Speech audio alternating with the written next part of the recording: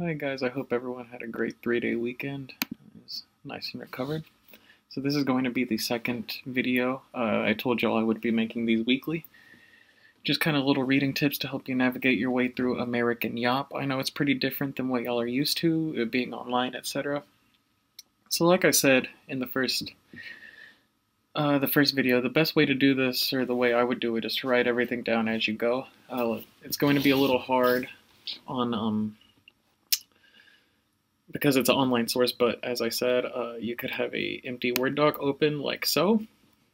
And with that being said, we're going to begin.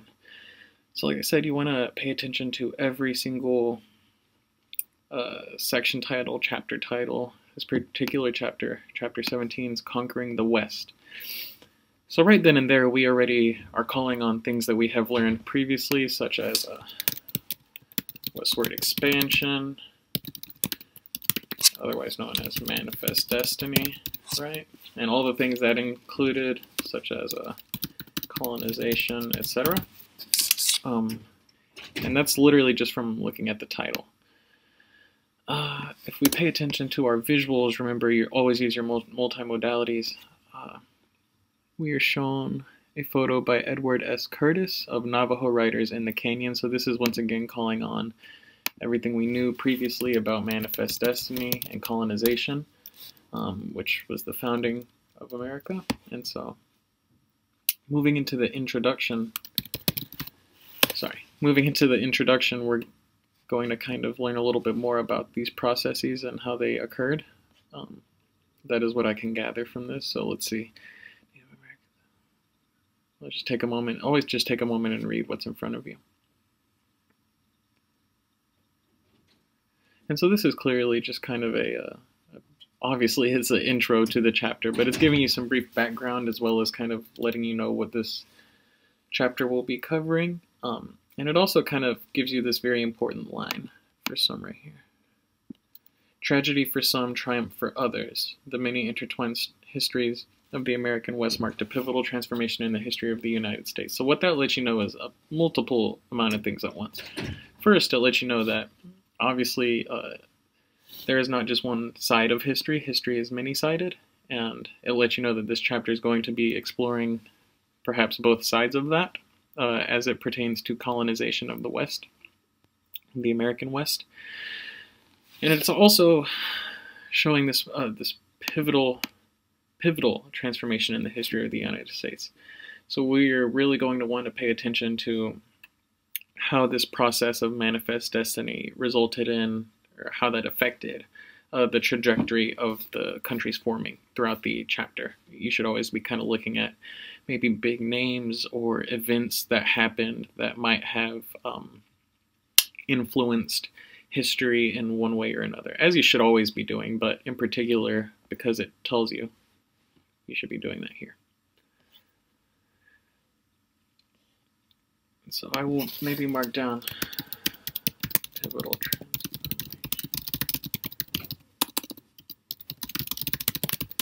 Just so you know what to look out for. Weird. Okay. Let's see, moving on. So as y'all saw, as I told you in the last video, anything with certain names or dates, certain big events, you're going to want to take really good note of. So, for instance, California Rush, those are dates that let you know that this might be pretty important. And it was, you know, droves of prospectors poured in after precious metal strikes in Colorado. These are kind of letting you know the increased amounts of settlement kind of reinforced this idea of America needing to expand beyond its borders at the time. And that's very important because that idea alone is what drove Manifest Destiny. That was the very point of Manifest Destiny, is to expand the borders. And so you're really going to want to write down all of these rushes: the Colorado, 1858, California, 1848 through 1849, etc. All of these rushes, because these are kind of the spark that lit the fuse of westward expansion, if you will.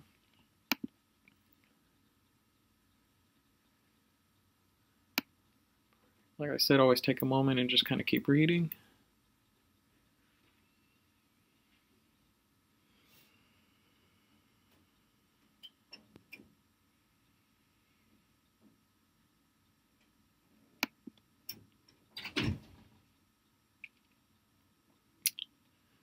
Great. And so, like I said, your picture is always going to mirror the words in the phrase, and so the words on the page, sorry. And so here we have bison supply, just an enormous pile of bison skulls, and this tells you what they were made for. It was extract the hides of the great bison herds. Tough leather supplied industrial belting in eastern factories and raw material for booming clothing industry. I think that you would want to zero in on because the previous chapter covered capital and labor. And so here we are seeing how capital is kind of fueling this process of expansion, colonization, manifest destiny, all of these things. And so I would definitely take note of the disappearance of the Great Plains buffalo, or the bison, sorry.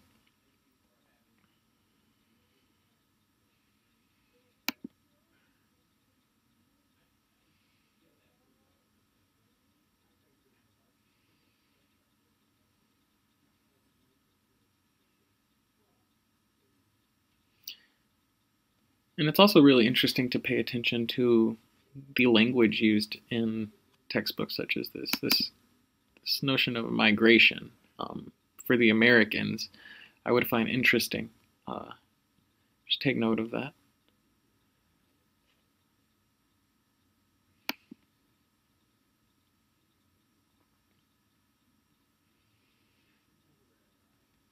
The Homestead Act, like I said, you really want to pay attention to any specific people, events, dates, and you want to kind of connect this maybe to previous knowledge you have around the laws of the West or something like that. But you know the Homestead Act is important because it gets its own paragraph, which is very indicative that you will be needing this at some point. And so beyond these kind of just strategies of writing the important stuff down, paying attention to what's in front of you, I think if you'll kind of stick to that, you guys should be in good shape for the duration of this chapter. And happy reading.